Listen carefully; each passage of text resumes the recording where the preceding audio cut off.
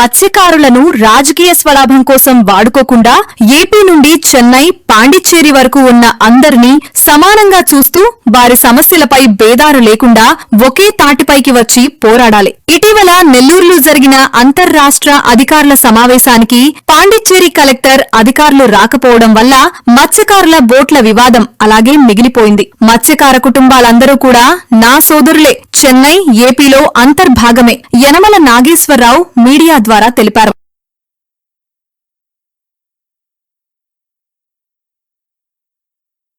Electronic, print media, social media ప్రతినిధులకు నా ధన్యవాదాలు. నా పేరు యనమల నాగేశ్వరరావు, పొలిటికల్ అనలిస్ట్, నెల్లూరు. మొట్టమొదటిగా మన నెల్లూరు జిల్లా కలెక్టర్ గారికి, అదే విధంగా ఎస్పీ మేడం గారికి ప్రత్యేకించి నా ధన్యవాదాలు. వాళ్ళకి ప్రత్యేకించి ధన్యవాదాలు ఎందుకు చెప్పాల్సి వస్తుందంటే, వాళ్ళిద్దరు కూడా మన జిల్లాకి అధికారులుగా వచ్చినప్పటి నుంచి కూడా ఎస్పీ మేడం గారు అయితే లా అండ్ ఆర్డర్లో ఎంతో క్రమశిక్షణగా ప్రజలకు మేలు జరిగే విధంగా లా అండ్ ఆర్డర్ని కమాండింగ్ చేస్తుంది. అదేవిధంగా కలెక్టర్ గారికి మీకు అందరూ తెలుసు, ఈ రాష్ట్రంలో 26 జిల్లాల్లో కూడా మహానాడులో ముఖ్యమంత్రి గారు ఆయనకి ప్రత్యేకించి ప్రశంసల వాళ్ళతో కురిపించినారు. అదేవిధంగా ఆయన పని కూడా చేస్తున్నాడు. చిన్న ఎగ్జాంపుల్ అండి, ఈ మధ్య నేను మీడియా సమావేశం పెట్టినప్పుడు ఈ రైస్ మిల్లులో పొల్యూషన్ గురించి నేను ఆయనకి స్పందనలో ఒక రిప్రజెంటేషన్ ఇచ్చిన తర్వాత కూడా దాని మీద యాక్షన్ అంటే ఎప్పటికప్పుడు ఎంతవరకు వర్క్ అయిందనే దాన్ని అతను ఫాలో అయిపోయి ఉంటాడండి. అదేవిధంగా పొల్యూషన్ బోర్డు వాళ్ళకి పంపించడమే కాకుండా వాళ్ళకు కొన్ని ఇన్స్ట్రక్షన్స్ ఇచ్చాడు. ఈ రైస్ మిల్లుల్లో యాష్ అనేది ప్రజలకు ప్రాణాలకు హాని జరగకుండా మీరు తగు చర్యలు తీసుకోమని కూడా యాక్షన్ ఇస్తే వాళ్ళు కూడా బోర్డు వాళ్ళు నా దగ్గర రావటం, కలిసి వాళ్ళు మాట్లాడటం కూడా జరిగి స్టేట్మెంట్ తీసుకున్నారు. ఇప్పుడు 50% రైస్ మిల్లులకు కూడా హెయిర్ బ్యాగ్స్ బిగించారంట. తక్కిన మిల్లులకు కూడా 3 నెలల టైం ఇచ్చి నోటీసులు ఇవ్వమని చెప్పారంట కలెక్టర్ గారు. అంటే ప్రతి విషయంలో కూడా ఎంతో క్షుణ్ణంగా ఆలోచించి ప్రజల బాగోగుల గురించే ఆలోచించే గొప్ప వ్యక్తి మన జిల్లా కలెక్టర్ గారు. అయ్యా, ఇప్పుడు మెయిన్ సబ్జెక్ట్ లోకి వస్తున్నాను. ఈ మధ్య కాలంలో పుదుచ్చేరి, పాండిచ్చేరి అనేది కేంద్ర పాలిత ప్రాంతం అండి. అక్కడి నుంచి మన ఆంధ్రాలోకి మన కలెక్టర్ గారు చెప్పినట్టు మన బార్డర్ 23 కిలోమీటర్లలో మన తడ బార్డర్ సముద్ర భాగంలోకి ఆ 23 కిలోమీటర్ల వరకు ఒక డెడ్ లైన్ అండి.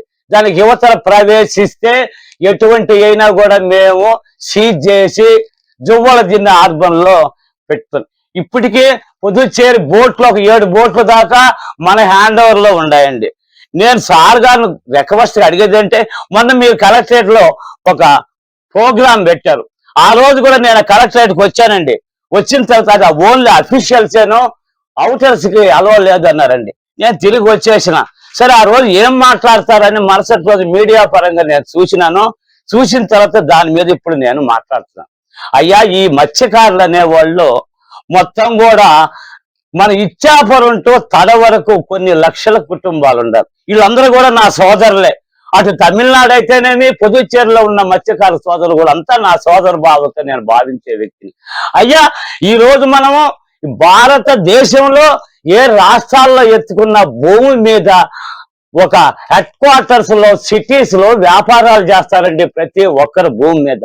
కానీ మత్స్యకారులు మాత్రము సముద్రాన్ని నమ్ముకొని నిద్ర లేచి ఆ మత్స్య సంపద కొరకు బోట్ల ద్వారా సముద్రంలోకి పోతారు. పోయినా కూడా తిరిగి వస్తారో లేదో అనేది ప్రాణాల్ని అరిచేతిలో పెట్టుకొని వాళ్ళ యొక్క కుటుంబాలను పోషించుకునేదానికి మత్స్య సంపదకు పోతుంటారు. ఈ మధ్య కాలంలో కూడా మనకు తెలుసు, ఒక బోటు తిరగబడిపోయి కొంతమంది ప్రాణాలు పోతే ఒకరిద్దరు రాత్రి బౌళ్ళు ఈత కొట్టుకుని ఏదో బయటకు వచ్చినట్టు మీరు మాట్లాడుంటే మన నా మీద కూడా చర్యలు తీసుకోవచ్చు. అయ్యా ముఖ్యమంత్రి గారు, మీకు మాత్రం చిత్తశుద్ధి ఉన్నా నేను మీకు మత్స్యకారు కుటుంబాలు, కొన్ని లక్షల కుటుంబాలు తీర ప్రాంతంలో ఉండాలి.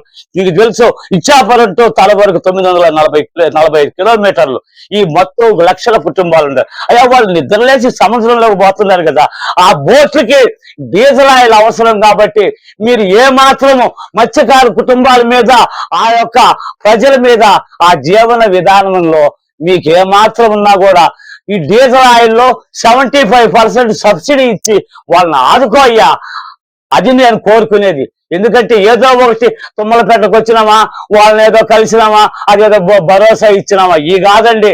నిజంగా ప్రాణాలు అరిచేత పెట్టుకొని సముద్రంలో వేటకపోతే మగవాళ్ళు తిరిగి ఇంటికి వచ్చేంత వరకు ఆ బిడ్డలు, ఆ తల్లులు ఆవేదన గురించి కూడా మీరు ఆలోచించండి. అంటే తిరిగి వస్తారో లేదు, అదే వాళ్ళ పరిస్థితి. సముద్రాన్ని నమ్ముకొని వేట సాగించేవాళ్ళు వాళ్ళ బోట్లో మీ జువ్వల బార్లో కట్టేసి పెడతారా? వాళ్ళకి జీవనోపాధి, వాళ్ళ పరిస్థితులు ఎట్లున్నాయో మీకు కొంచెం ఆలోచిస్తున్నారా? కాబట్టి మీరు మంచి మనసు చేసుకొని ఆ 7 బోట్ల పుదుచ్చేరి రిలీజ్ చెయ్యాలని, అదే విధంగా ఈ మత్స్యకారులకు 75% సబ్సిడీతో డీజిల్ సప్లై చేయాలని నేను మనస్ఫూర్తిగా కోరుకుంటూ మీరు ఈ పని చేస్తారని కూడా ఆశిస్తూ జిల్లా కలెక్టర్ గారికి అయితేనేమి అందరికి కూడా నేను ధన్యవాదాలు తెలియజేసుకుంటూ సెలవు తీసుకుంటాను.